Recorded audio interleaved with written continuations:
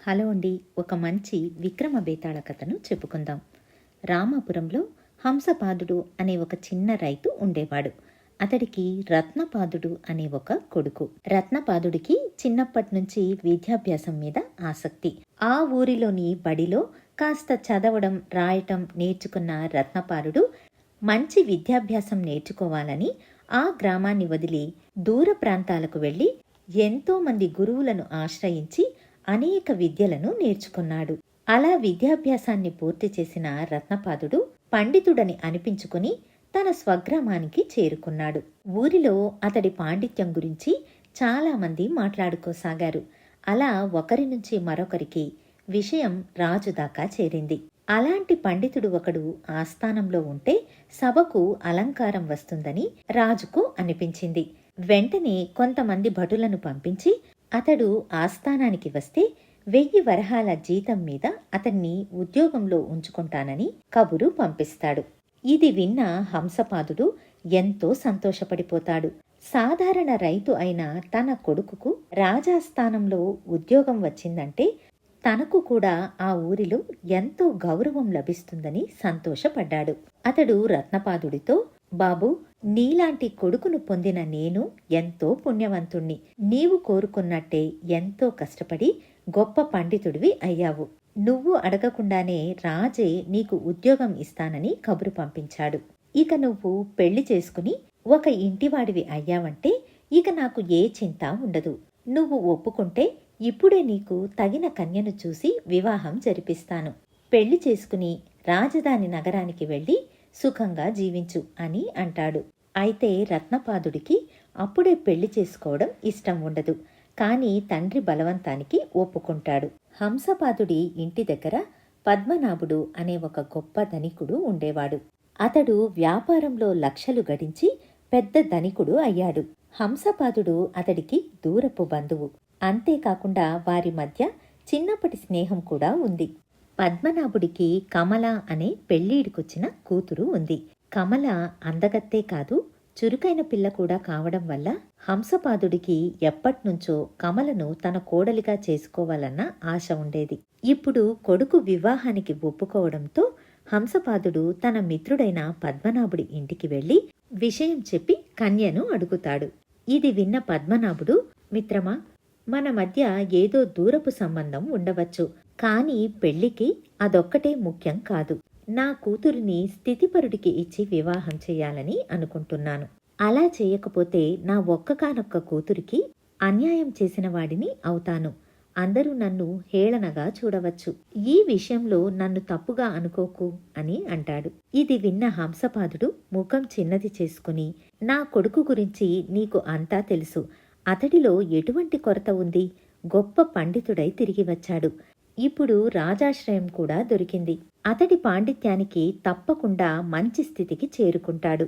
నీ కూతురికి ఎటువంటి కొరత రాదు అని చెబుతాడు. ఇది విన్న పద్మనాభుడు, నేను ఖచ్చితంగా మాట్లాడుతున్నానని అనుకోకు. రాజధాని నగరంలో 1000 వరహాల జీతంతో ఏ రోజుకా రోజు జీవనాన్ని సాగించవచ్చు. అంతేకాని సుఖ జీవనాన్ని గడపడానికి ఆ జీతం చాలదు. అదీ కాక రాజాశ్రయం అంటే ఒకరి కింద పనిచేయడమే కదా అని అంటాడు. హంసపాదుడు నిరుత్సాహంగా ఇంటికి తిరిగి వస్తాడు. తండ్రి విచారంగా ఉండడాన్ని గమనించిన రత్నపాదుడు కారణం ఏమని అడుగుతాడు. జరిగిందంతా కొడుకుతో వివరిస్తాడు హంసపాదుడు. ఇది విన్న రత్నపాదుడు ఆశ్చర్యపోతాడు. పద్మనాభుడి కూతురిని తన తండ్రి కోడలుగా తెచ్చుకోవాలని ఆశపడుతున్నాడన్న విషయం రత్నపాదుడికి ఇంతవరకు తెలియదు.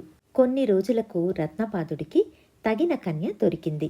పక్క ఊరి గోపాలుడి కూతురితో రత్నపాదుడికి వివాహం జరుగుతుంది. 1 నెల తరువాత రత్నపాదుడు తన భార్యను వెంట పెట్టుకుని రాజధానికి తీసుకుని వెళ్లి సంసారాన్ని ప్రారంభిస్తాడు.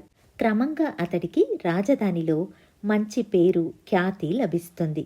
దాంతోపాటు సంపాదన కూడా పెరుగుతుంది. అయితే కుటుంబం కూడా పెరుగుతూ రావడం వల్ల ఖర్చు పెరగడంతో ఆర్థికంగా అతడి స్థితి అంత బాగా లేకుండా పోయింది.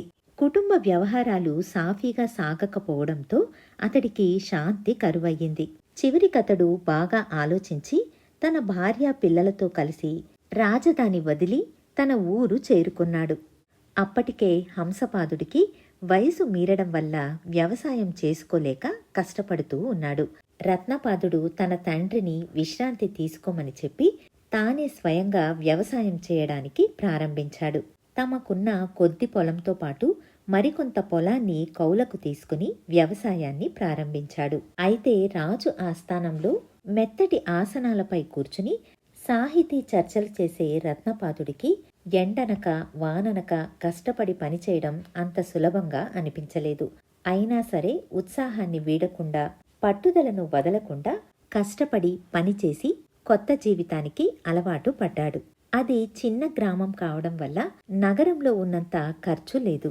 దాంతో ఖర్చులు పోగా మిగిలిన ధనాన్ని ఆదా చేస్తూ వచ్చాడు. అలా 4 ఏళ్లలో అతడి వద్ద పెద్ద ప్రమాణంలో ధనం చేరింది. వ్యవసాయంతో పాటు వ్యాపారాన్ని కూడా ప్రారంభించాడు.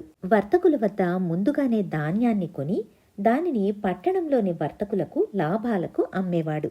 అలా 10 ఏళ్లకు వ్యవసాయంలో వ్యాపారంలో వచ్చిన లాభం 1,00,000కు చేరింది. దాంతో పాత ఇంటిని కొట్టించి కొత్త భవనాన్ని కట్టుకున్నాడు. ఇప్పుడు అందరి దృష్టిలో రత్నపాదుడు గొప్ప వ్యాపారి, ధనికుడు, గొప్ప రైతు కూడా. అతడి పెద్ద కొడుకు కూడా ఇప్పుడు తండ్రితో చేరి వ్యాపారంలో సమర్థుడు అని అనిపించుకోసాగాడు. ఇంతకు ముందు రత్నపాదుడికి కమలను ఇచ్చి వివాహం చేయడానికి నిరాకరించిన పద్మనాభుడు పక్క ఊరిలోని సంపన్న కుటుంబానికి ఇచ్చి పెళ్లి చేశాడు. కమల కూతురికి ఇప్పుడు పెళ్లి వయసు వచ్చింది. తన మనవరాలికి రత్నపాదుడి పెద్ద కొడుకుని ఇచ్చి వివాహం చేయాలన్న కోరిక పద్మనాభుడికి వచ్చింది. రత్నపాలుడి కొడుకు చురుకుదనం, వ్యాపార నైపుణ్యం పద్మనాభుడిని బాగా ఆకర్షించింది. దాంతోపాటు లక్షాధికారి కొడుకు కూడా. ఇలా ఆలోచించిన పద్మనాభుడు హంసపాదుడిని కలుసుకుని తన మనసులో మాట చెప్పి, ముందు జరిగిన విషయం గురించి ఆలోచించి విచారపడడంలో ప్రయోజనం లేదు, మనకు ప్రాప్తం లేదని అనుకుందాం. అయితే ఇప్పుడు మనం సంబంధాన్ని పెంచుకోవచ్చు అని చెబుతాడు. ఇది విన్న హంసపాదుడు కాసేపు మౌనంగా ఉండి అటుపై కోపంతో, ఆ విషయాన్ని మర్చిపోవడానికి ఎలా సాధ్యం? ఇప్పుడు నా మనవడికి పెద్ద పెద్ద కోటీశ్వరులు వచ్చి పిల్లని ఇవ్వడానికి సిద్ధంగా ఉన్నారు అని అంటాడు. హంసపాదుడు తన వల్ల జరిగిన అవమానం మర్చిపోలేదని, ప్రతీకారాన్ని తీర్చుకోవాలని ఇంతవరకు వేచి ఉన్నాడని పద్మనాభుడికి అర్థమవుతుంది. సమీపంలో ఉన్న రత్నపాదుడు వచ్చి, నాన్న, మనము ముందు జరిగిందంతా మర్చిపోదాం. మనకిప్పుడు డబ్బుకు ఎటువంటి కొరత లేదు. పద్మనాభుడితో సంబంధాన్ని కలుపుకుందాం అని తండ్రిని ఒప్పించాడు. తరువాత ఒక శుభ ముహూర్తాన పద్మనాభుడి మనవరాలికి హంసపాదుడి మనవడికి ఘనంగా వివాహం జరుగుతుంది. బేతాళుడు కథ చెప్పి, రాజా, ఒకప్పుడు తనను తండ్రిని అవమానించిన పద్మనాభుడి మనవరాలిని రత్నపాదుడు తన కొడుకును వివాహం చేసుకోవడానికి ఎందుకు అంగీకరించాడు? తనకు జరిగిన అవమానానికి ప్రతీకారం తీర్చుకోవడానికి సమయం వచ్చిన ఆ అవకాశాన్ని ఎందుకు జారవిడుచుకున్నాడు? తనకు గొప్ప ఉదార స్వభావం ఉంది అని చెప్పుకోవడానికా? లేదా పద్మనాభుడంతటి ధనవంతుడే తమ వద్దకు వరుడిని అడగడానికి వచ్చాడన్న తృప్తితోనా? ఈ సందేహానికి సమాధానం తెలిసి చెప్పకపోతే నీ తల 1000 ముక్కలవుతుంది అంటాడు. దానికి విక్రమార్కుడు, పద్మనాభుడిపై ప్రతీకారం తీర్చుకునేంత తప్పు అతడు ఏమీ చేయలేదు. అతడు మంచి లౌకిక జ్ఞానం కల వ్యాపారస్తుడు. కయ్యానికైనా వియ్యానికైనా సమఉజ్జి ఉండాలి. అందుకే అప్పటి పరిస్థితులకు అనుగుణంగా పద్మనాభుడు తన కూతురిని సంపన్న కుటుంబానికి ఇచ్చాడు.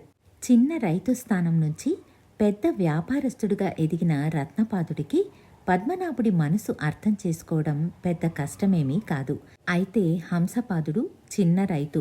అతడు ధనం మనుషుల అంతరాన్ని దూరం చేస్తుందని, దాన్ని దాటి రావడం అంత సులభమైన పని కాదని తెలుసుకోలేకపోయాడు. అందువల్లనే పద్మనాభుడు నిరాకరించినప్పుడు అతడు దానిని అవమానంగా భావించి మళ్లీ పద్మనాభుడిని అవమానించాలని అనుకున్నాడు. అయితే రత్నపాదుడు తండ్రిలాగా కాదు, నిండిన కుండలాగా పెద్ద వర్తకుడే కాకుండా గొప్ప పండితుడు కూడా. అందుకే పద్మనాభుడు చేసింది తప్పని అతడికి అనిపించలేదు అని అన్నాడు. రాజుకు ఈ విధంగా మౌనభంగం కలగగానే బేతాళుడు శవంతో సహా మాయమై మళ్లీ చెట్టెక్కాడు. ఇదండి చందమామలోని కథ. మళ్ళీ మరొక మంచి కథతో మీ ముందుంటాను. ధన్యవాదాలు.